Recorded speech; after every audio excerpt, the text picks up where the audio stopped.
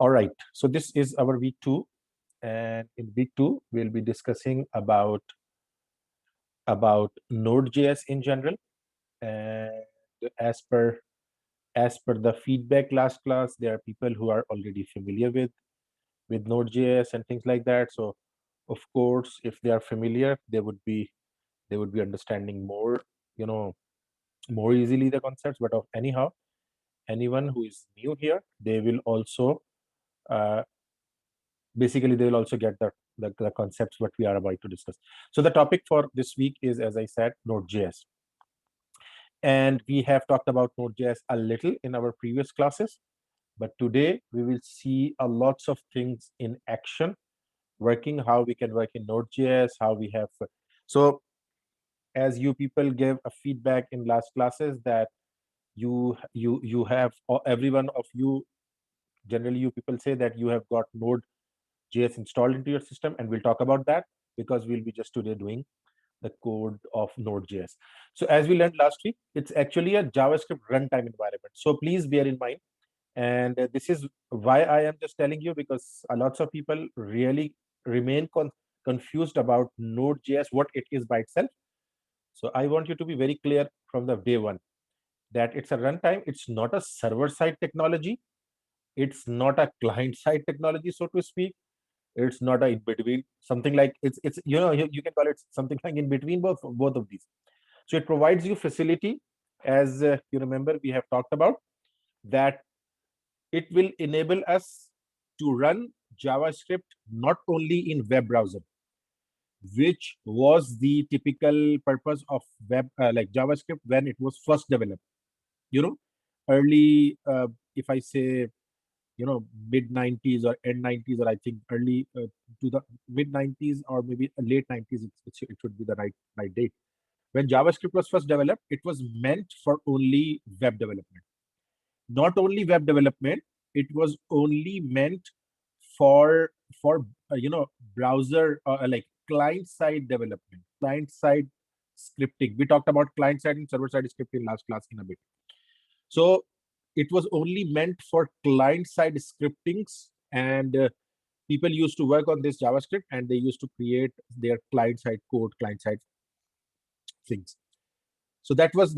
But with the advent of Node.js, like when Node.js came, the first thing, let me just summarize these things together. The first thing Node.js did was took out the JavaScript only from the web environment, only from the, you should say, not web environment. First of all, let's talk about, took out the Node.js JavaScript from the client side script to the server side script. So number one point that Node.js will be enabling us is that it will allow us to run JavaScript not only in client to create client applications, but it will allow us to run JavaScript on server side as well. Point number one. So what Node.js is provide? The runtime environment Node.js is doing us, that it's giving us this feature that now you are allowed or free to use your JavaScript on the server as well. Okay, what is the benefit of this first point? The benefit of this first point is that I don't need to learn any other language to work on dynamic websites, to work on dynamic web pages, because Node.js is facilitating me to use JavaScript on Node as well, on server as well. Does that make sense? Number one point. So JavaScript can run now on servers with the help of Node.js. Node.js will enable you to do that. Number two, as I said, JavaScript was meant for web development only, be it client side or server side. Let's put that aside. So whether it was client side or whether it was server side, we are not right now arguing about it. But what you say that it was only meant for the web pages. Now Node.js enabled us to take that JavaScript out of the web pages, out of the web environment, and run JavaScript on your machine for your native development, for your machine development, for your typical desktop, so to speak, desktop publishing, desktop application development, the applications that you want to run on your phone. So this is the second major benefit that Node.js has provided. So please be very clear. As I said, some people still get like they get confused, and they still remain confused by the end of the course or mid of the course, that Node.js is what? Node.js is not a server-side technology like PHP, like ASP.NET, like Java server pages or something like that. So Node.js is not like that. Node.js is a runtime environment that will take our JavaScript from client to the server, number one. That will take JavaScript from the web to our hardware, to our machines, number 2 point. And there are lots of other things that Node.js will be doing. So please bear in mind that, keep in mind that it's a runtime environment. It's not a server-side. When someone talks about server-side technology, you will say, okay, PHP is a server-side technology. ASP.NET or ASP in classical sense was the server-side technology. You'll say that we have got Java server pages. We can work on lots of things. But by itself, Node.js is not like that. Node.js will enable you to create Java, server-side language, server-side development, but using JavaScript. So it means the base technology, while you will be developing the dynamic websites, would be JavaScript. It's not Node.js. The base technology will be JavaScript. You don't need to learn anything. So you see, it's based on Chrome's V8 engine. We talked about there are different engines in different web browsers. So it's based on that. It is command line program written in C++ that you can install on your local machine or on a web server that will take your JavaScript code and execute it. As I said, it will take your JavaScript code and execute it, be it executing on server, be it executing for your device, whatever. This means we don't actually need web browser to execute JavaScript at all. We just need a JavaScript engine. Why don't we try a short example? So again, we don't need anything. We don't need a web browser to run a JavaScript. We could not run JavaScript. Not cannot, could not, right? So you are not able to run JavaScript other than web browser. If you needed to run JavaScript in classical sense, you had to have a web browser. That web browser will take JavaScript code, execute that, and you will see the result. Not anymore. Node.js is giving us this, liberty of use that JavaScript into your machine and engine. So that is V8 engine will be enabling that for us, like it will be doing for us. And we have talked about that. It is written in a C++ program, Node.js. Okay, so of course, you people told me that you have already got the Node.js installed into your system. And if I talk about, so if you want to check that you have installed, that this one installed, you just need to run node -- version, and you see the node version. Of course, it should be set up in the environment. And I think the latest installation sets it up by itself in the environment. I don't remember, but anyhow, if it does not set up your node in the environment variable, system environment, you need to go and manually add that. I hope everyone understands that concept.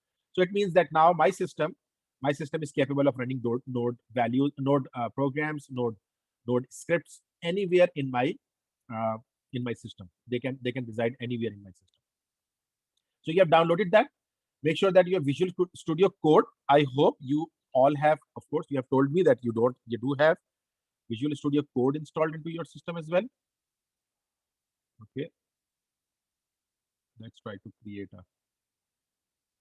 a folder for this semester. Like this week we'll be creating this every week's semester, and let's make a folder lectures. And here I will just create inside that week 1 or week 2, whatever. So we'll be just talking about week 1 today. So this is our week 1 folder, and we'll be working in this week 1 folder. Okay, so this is our this will be our working. So Visual Studio Code needed to be installed into your system. The summary is that you need to have Visual Studio Code, which you have, of course. I can understand. Open your local computer, navigate to your desktop, and create a folder called EX1. I've created my week 1, whatever. You can have anything. And EX1 folder, select folder. You should see Explore. So now we have got something. So what we need to do is that we'll just create a new file, which you people already know. And I will create maybe hello.js. Right. So first file, you can create anything. Okay, so one thing we have discussed about Visual Studio Code, you people would have done that. I've used that theme or something like that, which is changing my icon. So you might have different icons. I have implemented few themes, and that is why it's working for me. As I said in the last class, I have implemented ESLint and Prettier, etc. Those things as well. So it will just try to do all those things for me as well. Anyhow, so hello.js, this is the file that we wanted to create. So we have created that, and we can just write down something, and again, and just for the purpose of this one, we are just doing that. And you can write console.write, which you know already, and you are saying first Node.js application. Let's write complete. Right, and we want to run this application. If you save this file, you know that there are multiple ways of running this file. You can even run it from your this environment, but you will need to access that file's location for that matter. But here what we are saying that we can run it, we can run it here as well. So to access your terminal, you have this one, like the terminal, new terminal, and the control shift at that. So I'm just repeating few things. I hope I know that you people are already familiar with that. I'm just repeating it for those people who are not that comfortable. And now if I want to run this file, what I'll do is that I will say node hello.js, or maybe I can run it without hello. That's good.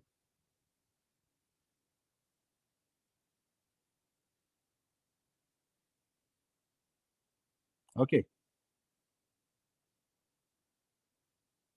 Oh, console.write. So it's not console.write. I'm right now inside, maybe .NET environment. It's console.log, sorry. We need to console.log that. Right. So now run that one. So you see that if you are able to see that our first application is running. Right. And again, if I can access this path, which is something like this in my PC, let me just copy that if I'm successfully able to do that. And if I do cd something like this, yes, I'm inside that one. And now I can run my program over here as well, hello.js. So I can see the output over here as well. So far so good. Everyone can run that, because we will be now running applications. We'll be now running, and what we can do is that we can set up both of these things in our window. So I hope you know the shortcut. If you press Windows key and left arrow key, you see that my command prompt has settled on the left side. And if I select this one and I say window key and right arrow key, my the VS code will settle up over here. And now if I just close this one, so I can only see. So now I can just by the way, I can just close this my environment, and now I can run this one. I need feedback. Everyone is with me. Of course, you people are familiar with these much things. Right now, we have just done what? We have just run our first Node.js application, which is no rocket science. It is only a hello.js. And I am running that file by using node hello.js. When I'm running that, I'm getting this prompt of first Node.js application. And then I've settled my environment in a way that you are able to see both of my screens together. Everyone is with me. I need a response in chat window so that we move forward. And now we'll start doing something interesting. Yes, that's good. I have response 2, 3. Okay, 3 people have responded. It means now we are good to go. Okay, so now what we have done, we have just done a hello world and we have run our file. Now let's start talking about the nitty-gritty details of everything. What is this console, where it has come from, and whatnot, and what is login, etc. So now let's talk about. It's very simple. However, we have made an important assumption that we have access to global console. So we have not included any directory or something which we are used to of doing in languages, where that if you want to. So it means this console is something which is ever available, which is omni available. So I can use that without that. Again, I'm not using.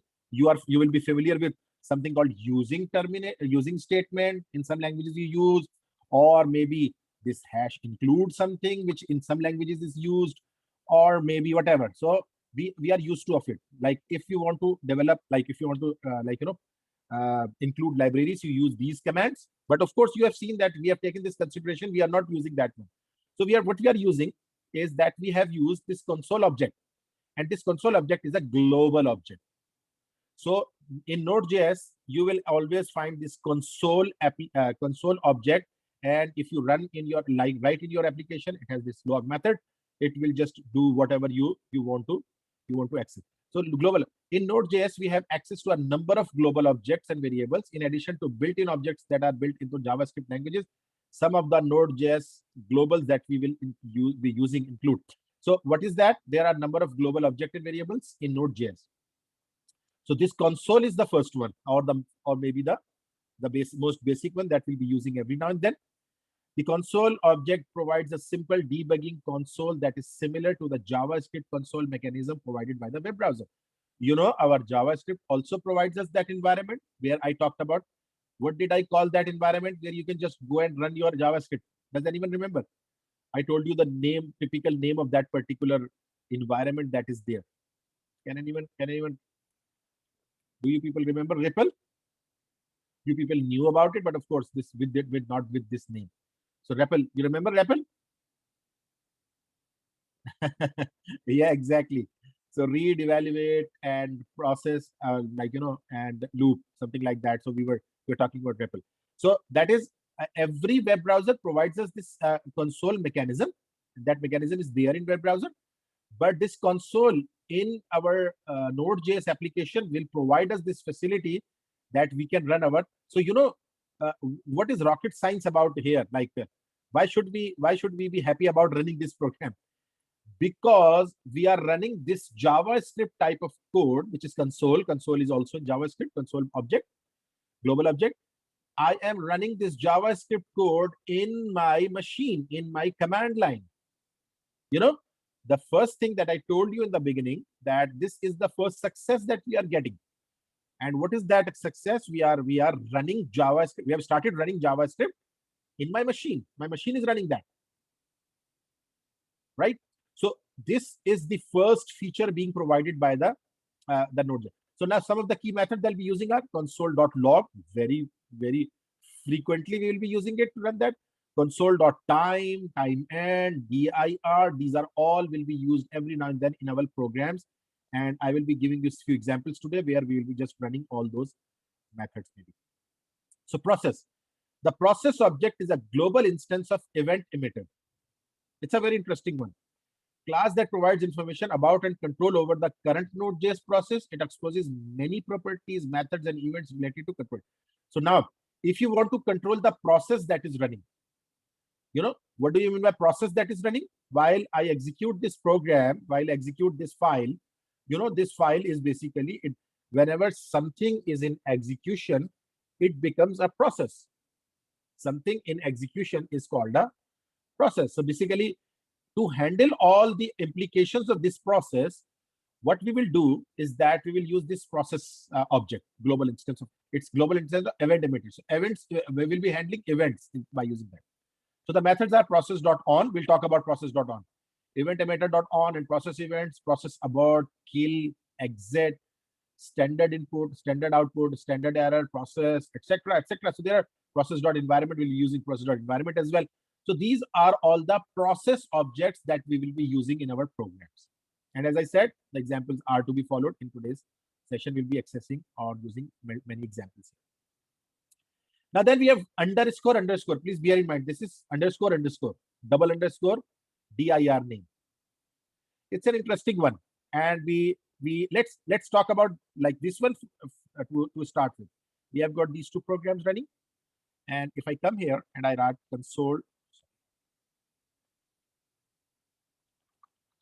console.log and I write underscore underscore dir name, right? I've saved this one. Come back here and run your file. What do you see? Anyone? What do you people see here? This is my current working directory. Yes, name of the directory where I'm working. It's basically somewhere in Naman PC, OneDrive, Farashuga College, OneDrive, Seneca, Web 322, Summer 21, lectures, and Beat1. This is the directory. So it's a very important feature. And why is it important? While we will be including files, while we will be working on modules, while we'll be working, and we'll be working on modules today, working on modules and working on different types of things, you need to know that what is the directory. So if you are able to access a directory, then you are able to create a directory, create a file, delete a file, create something. So to get the power of filing, to get the power of directory, you need to have dir name. Not only this, we have another one, underscore file name, which was not there over here. So let's talk about this. Plus B again, but just keep in mind that these are two underscore. Oh, sorry. So two underscores and So it's basically the file name. You can use the file name as well. Save that one and run that file again. You see that what is happening. The second one is my file name, the current file where I'm working on. I'm working on hello.js right now. So this this dir name __ very helpful if you want to access a particular directory, and we'll do that today. As I said, sometimes you'll be accessing a file which is stored in week 1 inside views, for example, week 1 inside images as well. So you will have to access that by using __ dir name, directory name. And sometimes you need to access the name of the file. So what you will be doing is that you will be just going over there and accessing the file by using this file name. And you will say that this is my file name and these are the things that I will be working on. So these are the two interesting facts, and we'll be, as I said, we'll be using them out today. Okay, so then we have what? Set timeout. A very interesting function. Have you people used this set timeout or set interval function before? Anyone with a response? Yes or no? You have used that in a class, in a course, syntax, semantics, or you studied. Okay, not in class. That's why I'm asking. Yes. Okay. So now let's talk about this one. The function will execute a piece of code after a certain delay. So set timeout. Its name suggests I want to run some function, but after a particular delay. Here I'll ask a question, as I said, I maybe discussed in the last class as well. I'll ask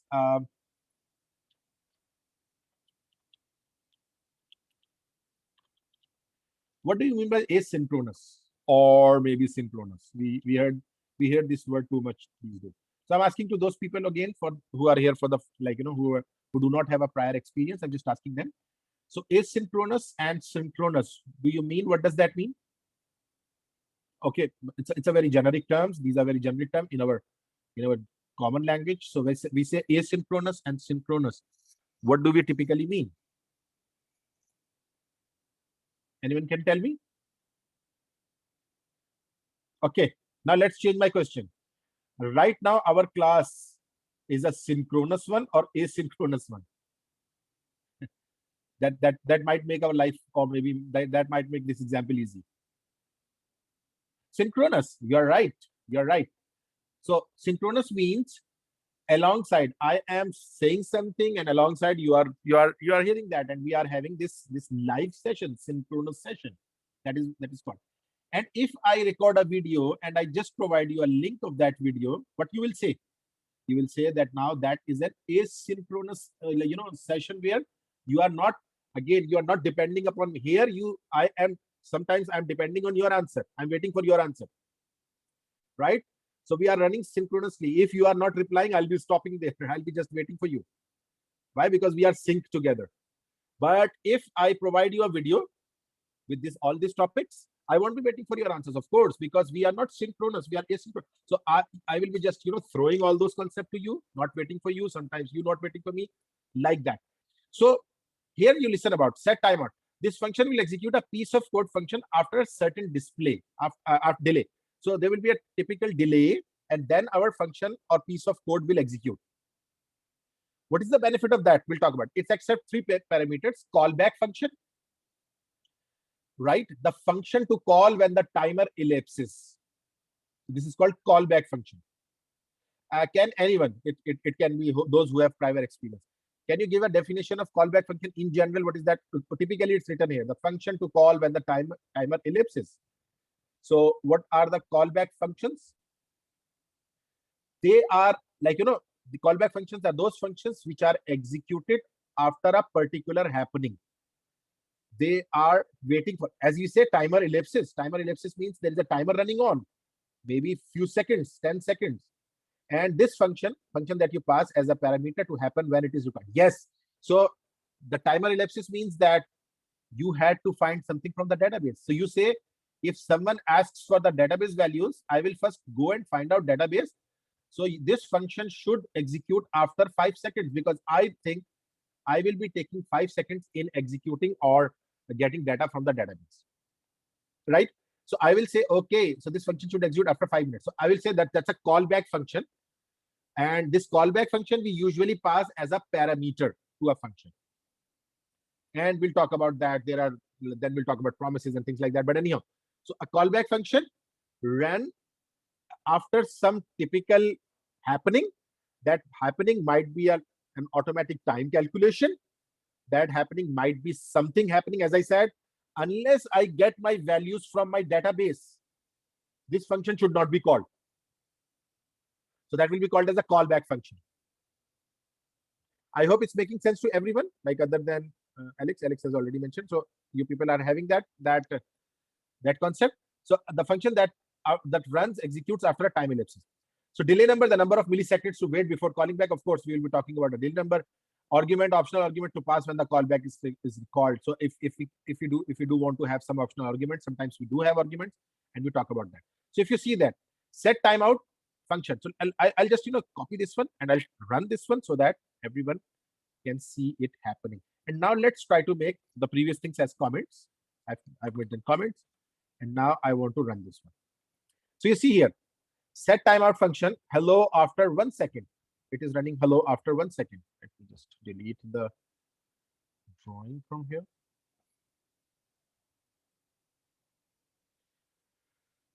Right, let's do it 3 seconds, 3000, right? Milliseconds. So now if I say, so set timeout is a function, set timeout is a function. By itself, it's a function. You see that it's yellow colored parentheses are showing set timeout's body, not body, the parentheses or the functional, the implementation. So we have called this set timeout function, right? And what this set timeout function is accepting, it is accepting 2 parameters. Please be very clear for those who are new to this one. The first parameter is a function, which is a complete function body from here to here. This is first parameter. If I cut that one, you see the function has become something like this. Function right now, function has only 1 parameter, of course with an error, because first parameter should be there, or there must be no comma over it. Anyhow, so now if I just control like paste again, so you see there is a function as a first parameter, and then we have this 3000, that the delay value, as the second parameter.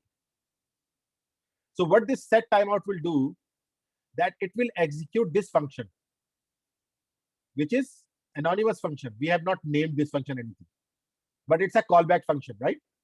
It's a callback function.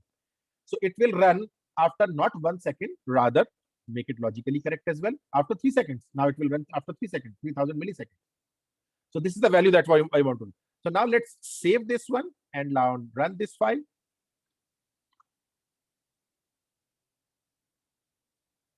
You see that typically it took almost 3 seconds before printing on this one. So during this 3 seconds, there can be anything else that could have happened. There can be anything that you wanted to do. Maybe something else is happening. Maybe you are accessing something from the database. Maybe you are accessing something from an XML file. Maybe you are accessing from a JSON file from somewhere else. So if you are working on that, you will say that, okay, just this function will wait.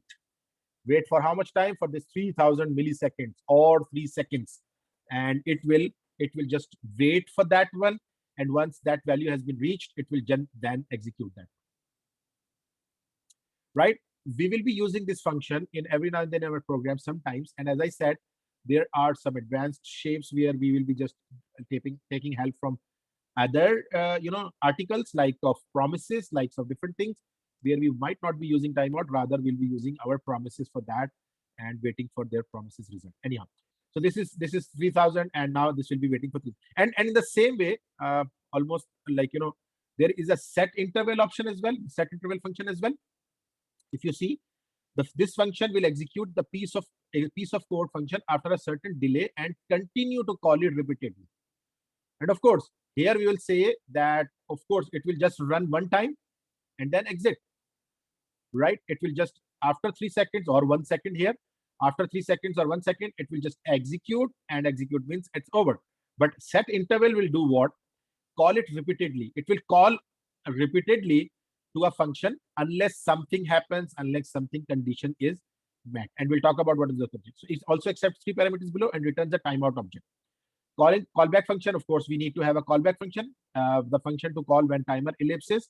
We need to have a function that will be executed after a time ellipse. and delay the number of milliseconds to wait before the callback function. So this is basically two things. And the third is, as I said, if you are providing an argument to a function. Unless you want interval to continue forever, you need to call clear interval with the time object as a parameter to halt the interval. So now please bear in mind, there is something called, a clear interval that you want to call always. So just quickly, as I said, we'll be just running these examples and then we'll see our own example, another example.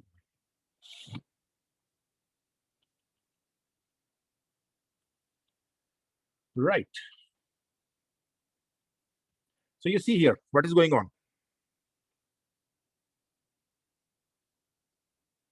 Let me just make that as a comment previously. And now talk about this one. So you see here what is happening. It says that there are certain variables that have been defined, count 1, max count 5. You are very much familiar with all these things. So it's global maximum. What my count interval. So we are defining this, we saw that it returns what? If you see, it returns a timeout object. So you need to catch that time object. So my count interval, set interval function, there is a function being passed to it. And this function is doing what? Hello after count plus seconds. It's just asking for the seconds. And it is also doing what? That it is calling a function check maximum, right? And after that, we are saying after 1 second, it will just keep on checking or calling this maximum, check maximum function. But how many times? This is interesting. If you see, check maximum, when it is called, it goes and checks. So these are the global counter variables, global counter, global maximum. And this is very good thing about JavaScript, that that the variables, when defined, they have their own life cycle. I hope you know about the life cycle chaining as well, life cycle as well. In last class, we talked about the you remember the polymorphism, the prototypal inheritance in that as well. You remember there we talked about the chaining or something, that the life goes on. So it will just go and call this function. Well, this function is called, it will check if count is greater than max count. Whenever count will go above max count is 5, right? So every after 1 second, right? Every after 1 second, it will be just calling that. And when the value will reach to 5, if count is greater than max count, when count goes above that, like, when count goes to 6, after 5 seconds, it will become 6 over here, because we are incrementing this over here. You see, post increment over here. So if count is greater than max count, clear interval. So if that happens, just go and clear interval, so that we want to stop it. If you do not do this, something like this, it will keep on running for all life. It will just keep on running. So now just save this one and run this one.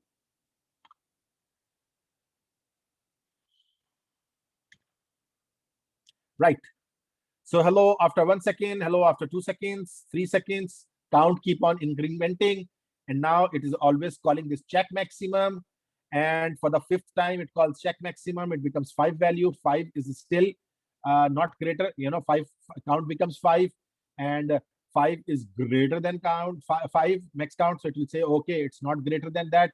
So now I should exit or clear that interval. If you do not clear that interval, of course, that means that you will be you will just keep on running that for life. It will never stop, right? And you need to stop that typically. For example, if I just do that, or even not that one, rather I just do that one thing and I make it all comment and then save this one and run this one. So what will happen? Of course, 2 seconds, 3 seconds, 4 seconds, 5 seconds, and it will keep on running, right? It will never stop, of course. Why? Because there is no clear interval type of something. So if there is no clear interval, so you can stop that by using Control C, that if you break that execution. Right. So everyone is with me. Like, people are understanding this. These two are important functions: set time interval and set interval and set timeout, because that will helping us to find out this timing specifically, and this will be helping us to find out. So now let's move forward and let's talk about require. This is very interesting, and here I'll just use another example, and I will ask all of you to just have that example running with me. So now what I want you people to do is that go over here and create 2 files. I'm just, I'm talking about require, and I'll talk about why do we do. So maybe make one file as named at people.js, and one as module.js. We have created 2 more files. Okay, so just create those 2 files and come back here and let me just have a quick definition of it and then we'll talk. The require function is the easiest way to include modules that exist in separate files. If you have some modules that are existing in separate files and you want to include them in your files, you use require. You know, require is same like as I said, using or include. Here we will use require for that purpose. And you will, as I said, I'll give you an example and you will recognize that. There is another very good example given here, but let's first discuss my example and then we'll talk about it. The require function. So the basic functionality of require is that it reads a JavaScript file, executes the file, and then proceeds to return the export object. More about modules and required function discussed below. So we have got something like that, but here I want you to be following me. So have you people created this people file first? Everyone? People and module. We need these 2 files. That's good. Thank you very much. Now in this people file, we can create an variable and let's see the last few names which are coming in front. Let's take their first few words so that the name is not correct currently. The last name I see is ALE. I'm taking this first 3 characters, right? Just not to write the complete name, and before that last name is ARM, right? So last 3 names in the chat. So I just defined people array here over here, and this array consists of, as you see, there are a few names inside it, and we can just see that these are the 3 names being stored in there. And it's not doing any rocket science. It's just logging that out. Right? So this is our people.js. Doing no rocket science, defining an array and printing an array. I want you to understand require, for which I'm just doing all these things.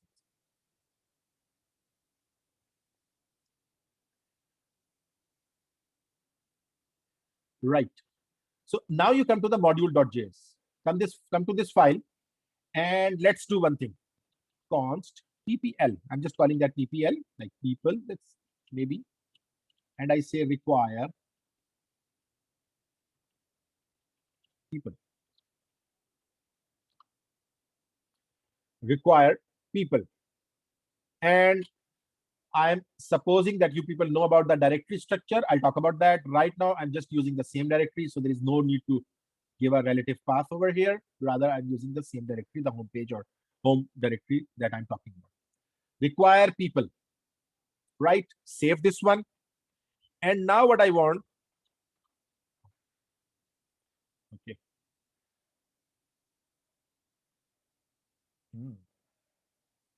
I'm using two more. Yes. Okay. So now if you run this one and you say node module.js, I'm running which file? Module.js. If you run that module.js, we are running module.js, right? It's requiring ./people. It means it's going into this file and taking this array, right? And then of course not taking this array in other words. It is just acquiring this people file and it goes into people file and people file runs. You know, and how do you know that this people file is running? If I run node people.js, you see that it's showing the same thing. And now if I run again the module.js, I'm talking about now module.js. If you run that one, you are looking at the same. So what is happening? Of course, you know that what we have done, we have included this people file over here. Now, interesting part comes over here. Console.log ppl. Anyone? If now I run module.js, what output I will get? Any idea before running that one? From those who are looking at for the first time, require and all these things. What will happen if I run this file? Will I see this rod, L, and arm twice? The same output will be displayed twice. That's very good. Anyone else? I need some response from the others. I know the people who are already working on that. Of course, they might know it. I don't know. If no, I will just let them know what is happening over here. but I need some more responses. The content of the file. That content of the file are already being displayed over here. If you see here, the content of module, when I'm running module.js, I'm virtually running people.js, which is our output over here. Now I'm asking if I do something like this, which was not here. The console was in people. Now I'm talking about module. I've turned this, and PPL, I'm just printing whatever is being accessed over here. So anyone else? I've got 2 responses. I want some more responses before I move forward, because this is important and I want you people to understand the concept. You say content of the file. Content of the file were already. I mean the content of the people.js file, not what it does, but its actual text. Okay, right. That's good. You say that. Okay, right. You say that all that the people file will come over here. PEOP. Right. We'll talk about that. Now let's save this one. And now run this one. I'm running still module.js. What you see over here? You see this first line. This first line is coming from this people.js console. Please bear in mind. The second line says console.log people, PPL. There is nothing in this PPL. Do you people see that? There is nothing in this PPL. And why there is nothing in this PPL? Because this require, this require is basically requiring the file, and this file has been included over here, but that file is not exporting anything to this file. That's very good. You know the concept. You have quickly cached it. I want everyone to catch this concept. Others, please tell me, are you understanding what is happening? This require is just bringing up people.js, but not bringing data from people.js. The answer is this one. How many of you understand, other than, oh, right, exports, right? But other than that, who understands the concept? Because this is a very interesting concept. I want you to understand that module.js, this require, it is only bringing up that file. That file is coming over here and running, because that file itself has a console.log. But that file is not exporting. This is not providing any data to this PPL. It's just providing the file over here, and file is running. But when I say that run this PPL, there is nothing inside that, because people is not exporting anything to it. I'm not getting any response from anyone other than the one who understands it. Oh, processing. Okay.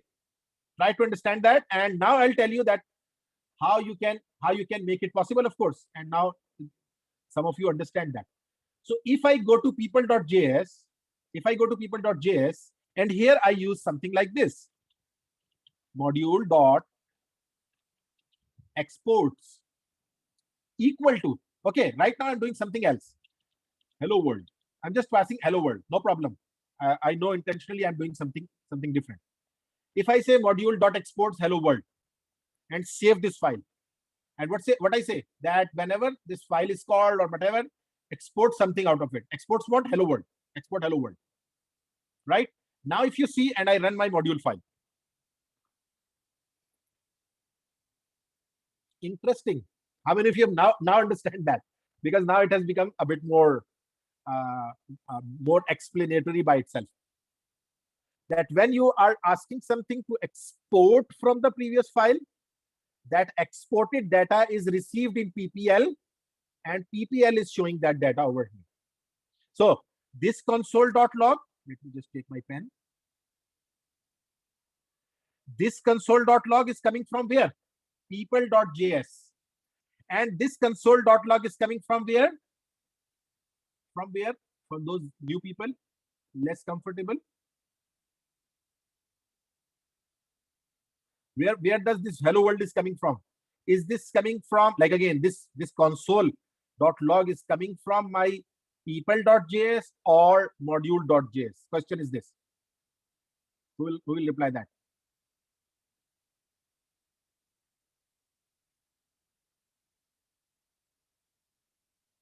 No response. It means rather either you people understand or you people do not understand anything at all.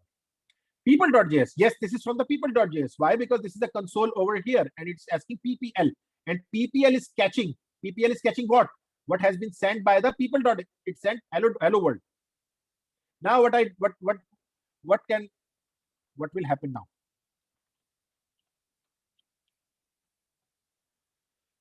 Right. Now if I run my module.js, what will happen?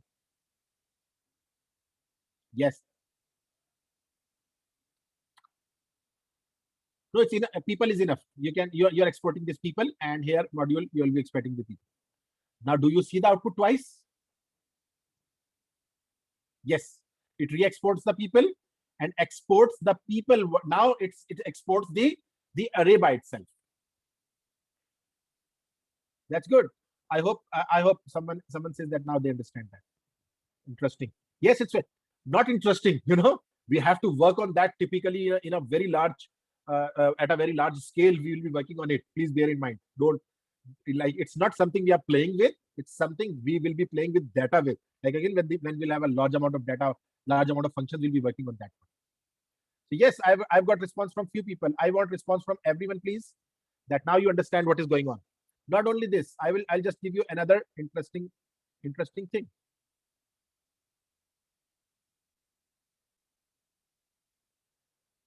Right. So now let's do another thing. If I say const ages equal to, right. So I just define ages 20, 21, 22, 23, whatever. I've defined another array. I've defined another array.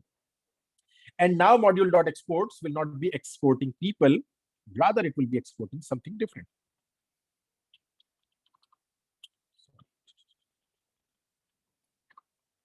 It will be exporting what? It will be saying people,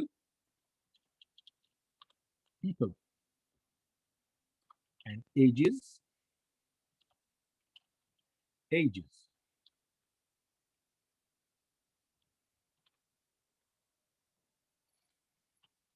Everyone is looking at it. Now I've just defined one, like two values, and I'm trying to send both of these values over there.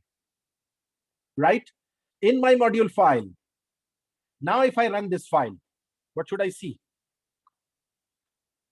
That's interesting. I see people also and ages also. Are you people getting that? People colon people, the value from the people, and ages colon values of the ages. That means that now I have got this response, which is basically showing me the ages and how about this one? I hope you understand.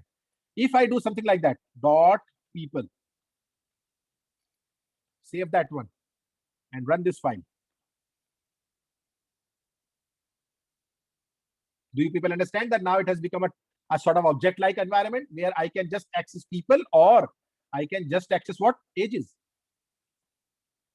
And if I run that one, you see here.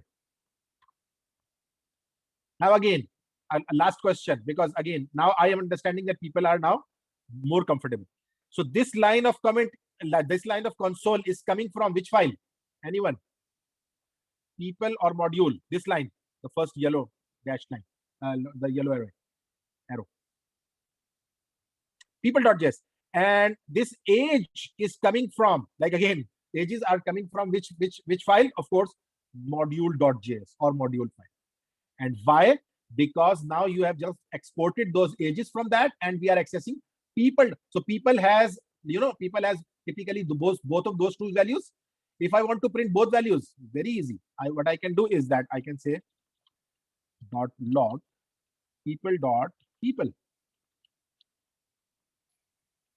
If I save this and I run my file, you see that I'm getting this people name twice. Why? Because I have got these two files together.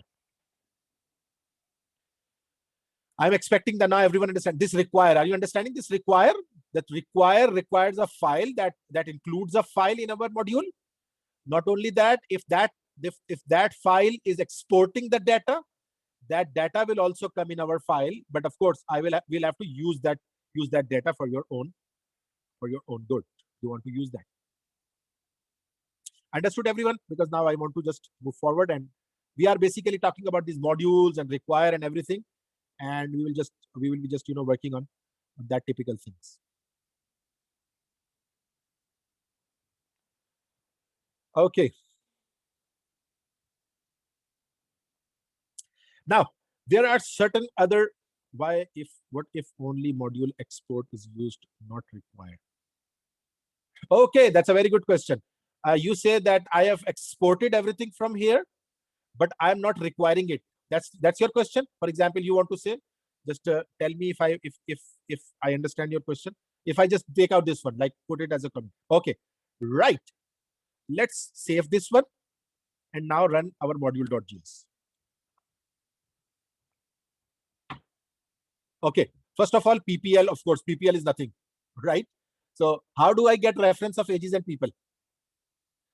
So this PPL was providing me, or for example, if just for that matter, let's try to do that. Ages and people, which is, which is nonsense, of course, but let's try to do that as well.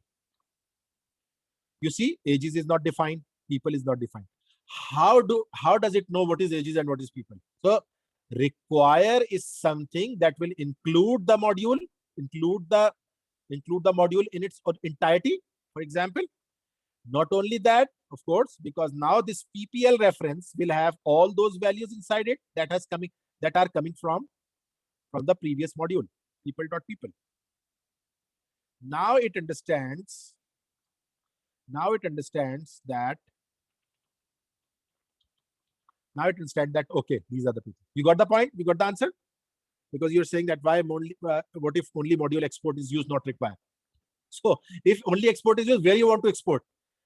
The place where you will say require that file, that place will get the value from that one.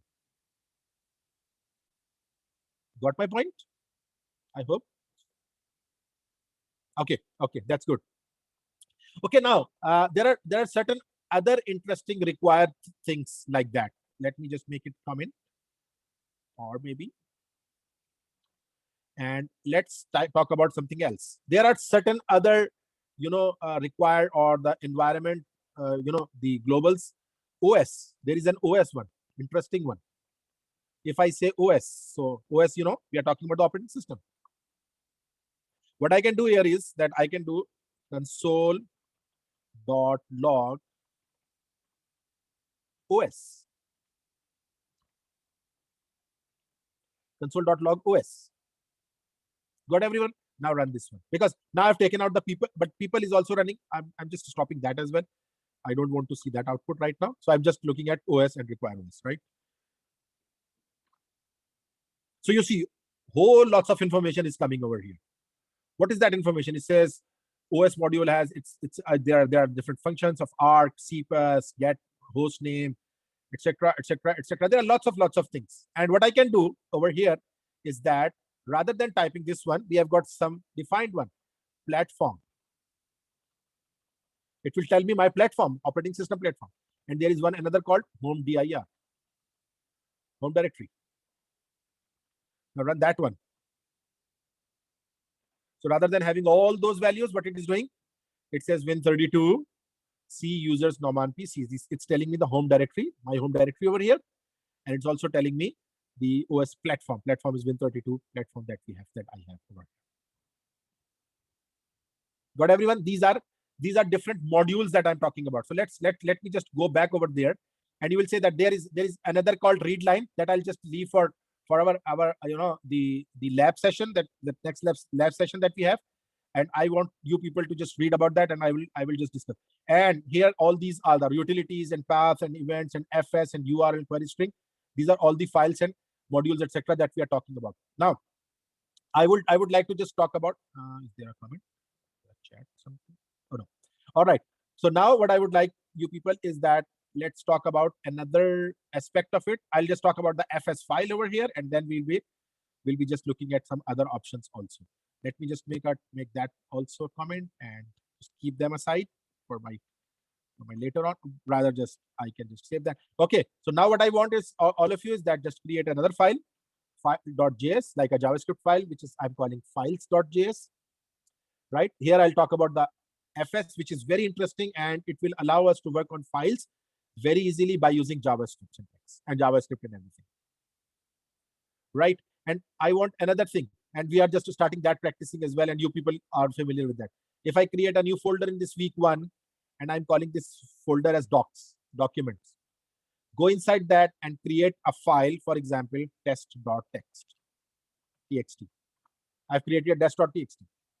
I am test file with some text, right? Spellings mistake should be considered. Okay, so test. So I've created a docs folder where there is a test.txt file, and I want to read this one. by using my files, right? Everyone should be with me. I am expecting. I don't have chat window in front of me. Let me put that. If you have any question, you can just. Okay, thank you very much. Thank you. You are always first to respond. Okay, so const fs equal to require fs.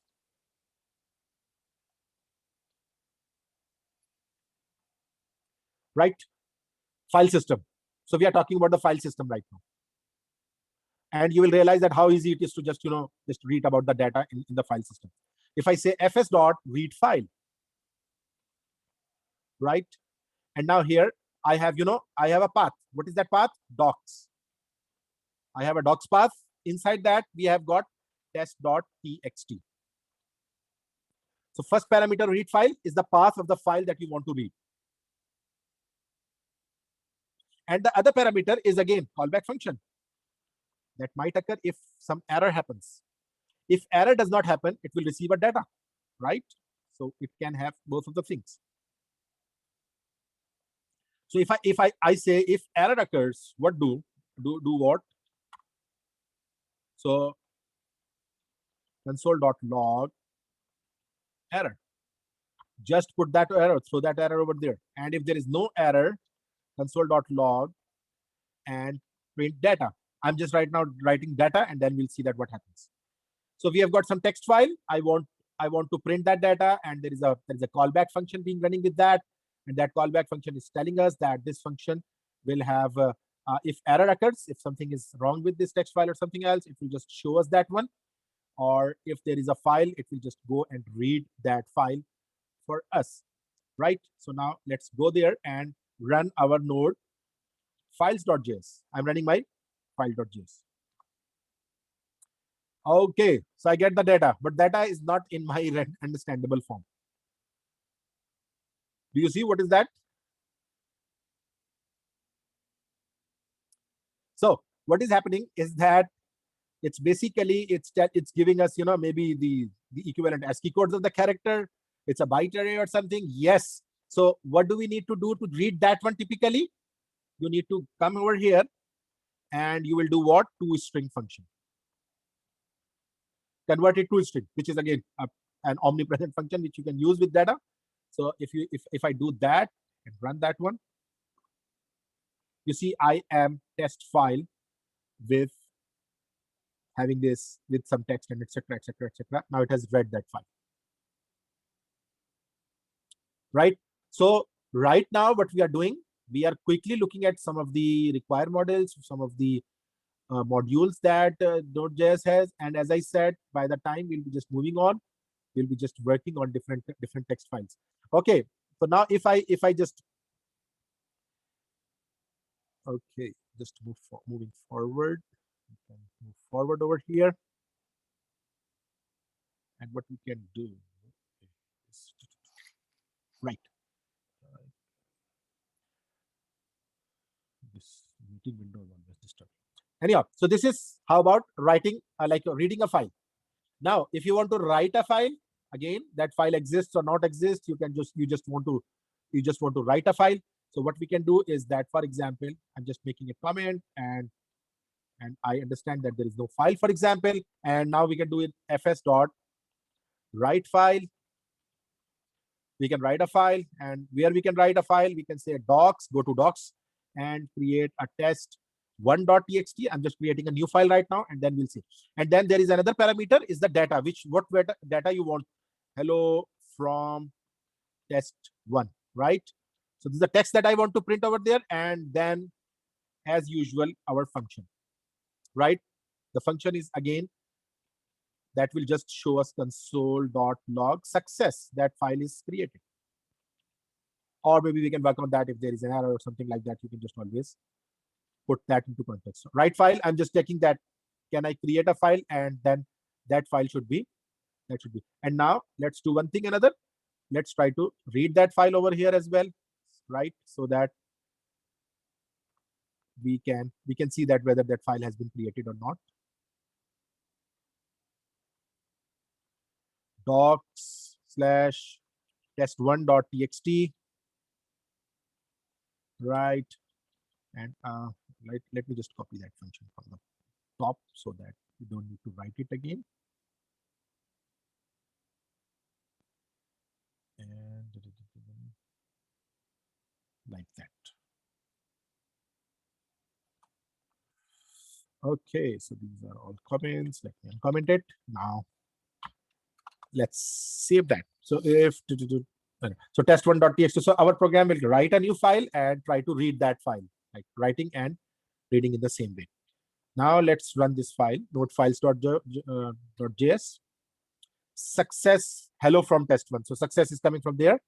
It says that file has been created, and here it is saying hello from test1. It is just saying that test1.txt has been created. Right. So these are the few files that we have that we want to keep in our filing system. As I said, we are just touching base with all these concepts, and later on, what we can do, I want to touch base with one more thing of making directory by using this one. There are lots of options that FS provides us, right? So there are lots of options that FS can provide us, and we can just even do something like this: fs.mkdir, make directory, and I want to create, for example, directory for images, right? And I'm just creating a function, and again that same type of function. Let me just see that if error console.error or console.log, it's not data because it's not receiving the data. Even function will not receive the data. And directory created. We are not talking about data here. Here we are talking about creating a directory, right? So we are creating a directory by using this file, and I want to have a directory called images, and that images directory should be created after I run this code. mkdir, just simple like just as we used to do that. So now if I just run this one node file, directory created, it says, and if I go into this my folder, and if you see that I have got this images folder created over here, and this images folder is basically handling all those images that I have. I can handle all those images, right? So now what the last thing that we can touch it over here. There's one more thing that you want to do, that if you want to check that whether this file exists or not, like again this directory. So if you want to check that, it's quite easy to check that one as well. fs.existsync. We use this function, and we'll say that /images. If images file is already there, you create let me just show that. So if you see, if as existing, and we'll say no. If this file does not exist, like directory, sorry, this directory does not exist, you do what? Go and try to create that. If it exists, does not create it. Like for example, if I just run that, you see that the directory create, it says that file already exists. So the file already exists. It's just basically giving us, and it says directory created. And if I go over here, let's do one thing and delete these images. I just deleted these images, and now I run my file. It says that directory created, right? And before that, it was just telling us, and if I run it again, okay, so it says that error exists file already exists. This directory is already existing, so I cannot just create that, and it's just showing us all the error that we have. And now it is showing that directory created. Why is it showing that directory is being created? It should not show that. Anyhow, we'll just check that. All right. So do you people understand that? Now if I come back over here, so these are all this require, and there is something. So there is something that I have left for you people. It's a very interesting one. It contains the process as well, the read line one, and we'll talk about that. And I would like you people to just work on that. I've talked about this modules and exporting.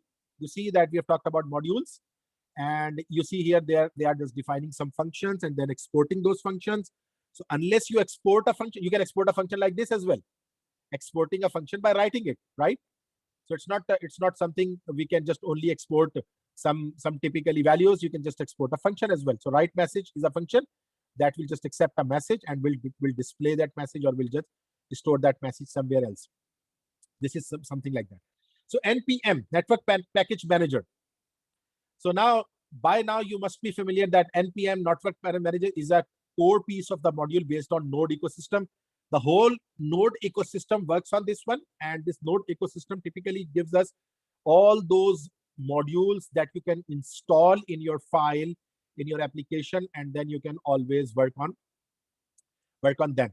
So there are lots of new install packages that we can just use. Just to name them, do you people remember that you have used this npm init somewhere in our this class? Npm init. Where did you use this npm init in this class? Does anyone remember that?